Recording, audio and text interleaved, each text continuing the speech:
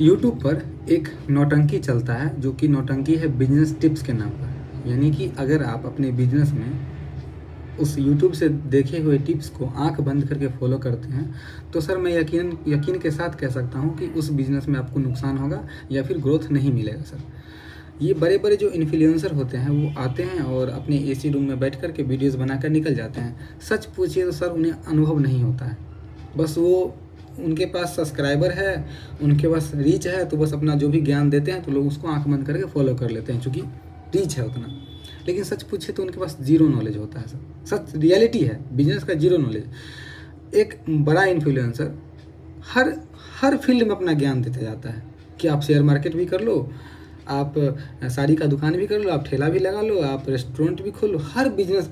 ऐसा नहीं पॉसिबल होता है। अगर स्पेशलिस्ट है तो कोई एक विषय का स्पेशलिस्ट होगा, हर विषय का स्पेशलिस्ट होना लगभग थोड़ा सा मुश्किल लगता है, पहली बात। दूसरी बात कि बहुत बड़े बड़े जो खुद को बड़े बिजनेस ज्ञानी बताते हैं वो आपको एक सलाह देंगे कि कस्टमर का ईगो हर्ट कर दो, कस्टमर ज़्यादा सामान खरीद करके जाएगा। जैसे फॉर एग्जांपल के लिए अगर कस्टमर को पेन खरीदना है तो आप कह दीजिए, आप उसको जता दीजिए कि आपको पेन खरीदने की हैसियत नहीं है, तो वो ईगो पर आकर के पूरा पेन का दुकान खरीद लेगा।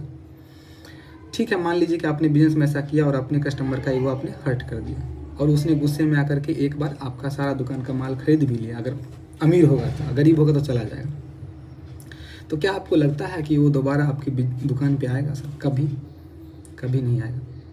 तो यहाँ पे ये नौटंकी सक्सेस नहीं हो सकता। और तो और वो नहीं आएगा तो नहीं आएगा, 5 कस्टमर को और भगाएगा कि उस दुकान में मत जाना, उससे बात करने की तमीज़ नहीं है।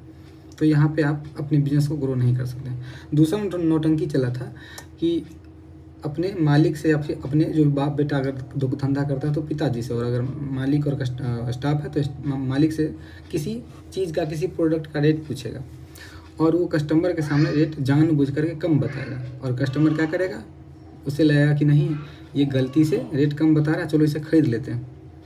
चलिए आपने इस ट्रिक को फॉलो करके एक बार कस्टमर को बेवकूफ़ बना दिए।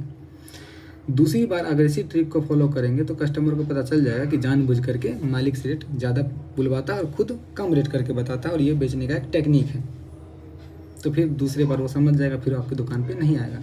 तो ये सब नौटंकी सिर्फ एक बार के लिए है सर, लाइफ टाइम या फिर लॉन्ग टर्म के लिए नहीं है।